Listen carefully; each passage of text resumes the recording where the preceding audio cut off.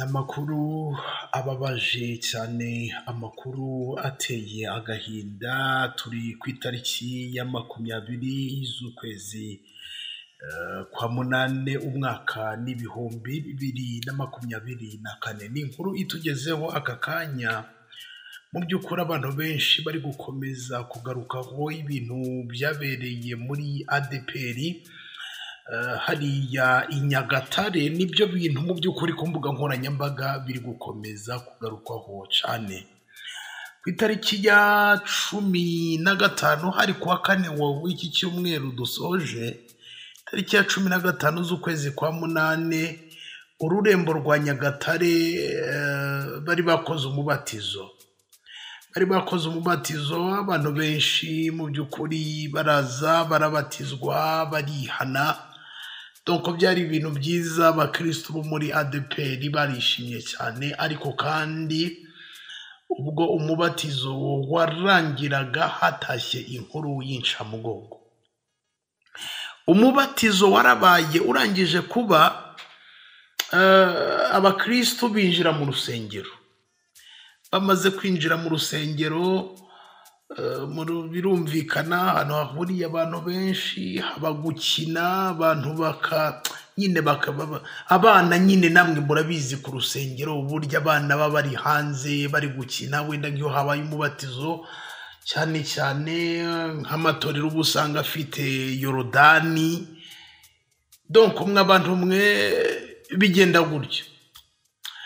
Hanyuma abakristo bamaze kwinjira mu rusengero, nibwo abo bana basigaye bari gukina. Umwana w'imyaka 2, murumva ntabwo navuga ngo ntabwo aba yari yakamenya kugenda neza, nyine ntabwo amaguru nyine aba yari yakomera, nyine biri perfect. Abaze kugenda ariko nyine bitari perfect neza. Imyaka 2 burya aba ari mikeya. Umwana arikurura, Yorodani ntabwo azi ibyari byo, ntabwo azi ko mu by'ukuri ashobora kurohama. Areba amazi, umwana arangije agwa muri Yorodani bari bamaze kubatirizwamo abakristo hariya mu rurembo rwa Nyagatare. Uyu mwana bagiye gushiduka basanga uyu mwana yamaze gushiramo umwuka. Ubwo birumvikana no kugwamo ubanza abantu batarigeze banamenya hariko yaguyemo, kuko aguyemo urumva Yorodani bajyamo bagahagarara. Ntabwo ari piscine byibura ngo ni ahantu harehare cyane. Ariko nyine ku mwana byaragoranye. Umwana birangira arohamye muri Yorodani babatirijwemo ku itariki ya 15. Birangira umwana ahasize ubuzima. Donc bagiye kumukuramo basanga ibye byarangiye. Mu by'ukuri abantu benshi bari kugaruka ku kuntu ababyeyi bagomba kwita ku bana babo. Niba bageze ahantu nk'ahangaha, abana bashobora kuba bagwa wenda nko mu mazi, barohama, bucokoza, ibintu nk'ibyo ngibyo. Hari n'abambukiranya umuhanda ugasanga n'umwana mutoya. Benshi bavuga bati uyu mwana kuba yaraguye muri piscine gutya, mu by'ukuri byashoboka ko ari uburangare bwa nyina kuba yarinjiye mu rusengero ngo amusize hanze. Mu by'ukuri ntazirikane ngo mfite umwana w'imyaka 2 ashobora kuba wenda yanagwa muri la Yorodani. Wumve ngo ibitekerezo ni byinshi cyane. Ariko kandi abandi bantu bakagaruka ku kijyanye n'ubundi n'iri fungwa ry'insengero, bakavuga bati se mu by'ukuri aha ni Yorodani yari, ngira ngo agomba kuba abadiyakoni bacunga abana, bareba koko niba banazi ko aho hantu hari Yorodani, bagakwiriye kuba hari ukuntu babigenza bakabungabunga mu by'ukuri kugira ngo hatagira umwana, niba ari ku rusengero, umwana uba yagwa muri Yorodani. Noneho kugeza ubwo uyu mwana wa hano Nyagatare aguye muri Yorodani bikagera ku kigero noneho akabura n'umuntu umutabara. Nakubwiye ngo aguyemo ako kanya byibura iyo ugira around hari abadiyakoni bari guhita birukiramo, agahita ajyamo, agahita umwana amurohora akamukuramo. Wenda nubwo yaba yamize, mu by'ukuri ntabwo byageza ku kigero cyo gupfa. Ibintu nk'ibyo ngibyo mu by'ukuri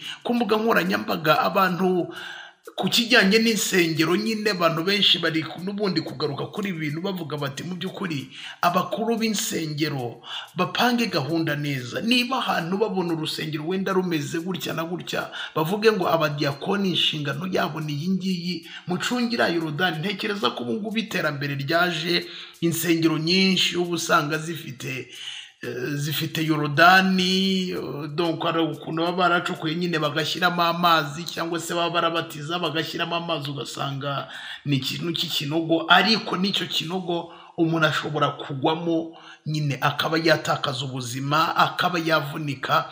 Donc ku mbuga nkoranyambaga abantu benshi bari kugaruka kuri aya makuru mu by'ukuri bavuga bati ahubwo niba bimeze gutya naho hantu leta yari kuhafunga, kuko nibije igakontrola igasanga hashobora gushyira abantu ubuzima mu kaga. Mu by'ukuri abantu benshi aya makuru bari gukomeza kuyagarukaho cyane, batanga ibitekerezo bigiye bitandukanye. Hari nk'uwatanze igitekerezo ahantu henshi hari aya makuru, aho hari uwagize ati ni ukuri uyu mwana w'imyaka 2 yambabaje cyane, ati ibaze uburyo ahantu Yorodani yari ntabadiyakoni bari bahari, kandi nsanzwe menyereye ko ku nsengero nyinshi uba usanga abadiyakoni harimo n'abashinzwe abana bakabareberera cyangwa se bakabinjiza mu rusengero. Undi yagize ati ni ukuri ibi nge ndabona byaravuye ku burangare bw'umubyeyi we utaratwaye umwana we mu rusengero, ahubwo just akamusiga hanze atekereza ko ari kumwe n'abandi, yirangagije ko hari ababatirizwaga muri iyo Yorodani kandi irimo amazi.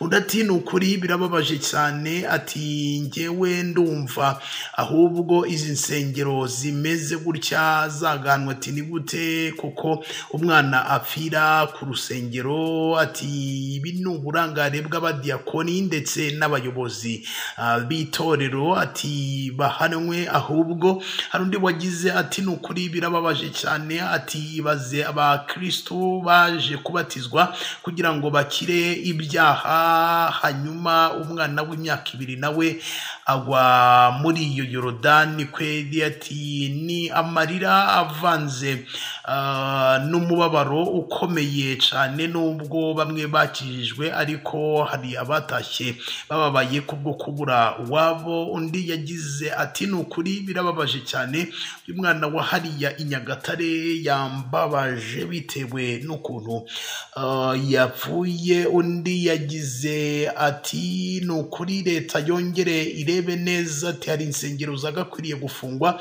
Ati ni gute abantu babazi ko bafite Yorodani ku rusengero byibura ntibagire uburyo bwo kuba bayitwikira kugira ngo barinde impanuka nk'izi ngizi. Ati rero ibintu ntabwo bikwiye, abakuru b'amatorero n'amadini, ati iki kintu cya Yorodani ntikizongere gutwara ubuzima bw'abantu muri ubu buryo. Hari undi wagize ati disi abana ntabwo bazi ngo bimeze gute, cyangwa se ngo abe yamenya ngo hariya ni mu mazi ashobora kurohamamo. Ati Imana uyu muziranenge imwakire kandi umubyeyi we yihangane. Gusa ababyeyi twige kubungabunga abana bacu neza igihe tugeze ahantu ashobora gushyira ubuzima bw'abana bacu mu kaga. Donc ni ibitekerezo byinshi, abantu benshi bari gutanga ibitekerezo bigiye bitandukanye bitewe n'uyu mwana wapfiriye muri Yorodani hariya mu karere ka Nyagatare. Soreje ahandi abakunda, nitwa Shadu, dukomeze tubane mu zindi nkuru. Hanyuma abo mu muryango w'uyu mwana ni ukuri bihangane, ababyeyi abakristo batashye igikuba cyacitse bitewe n'ibyo bintu babonye, ni ukuri mwihangane kandi twizere ko uyu muziranenge tuzongera kumubona mu gitondo cya kabiri cyo kuzuka. Ndabakunda, reka dukomeze tubane mu zindi nkuru.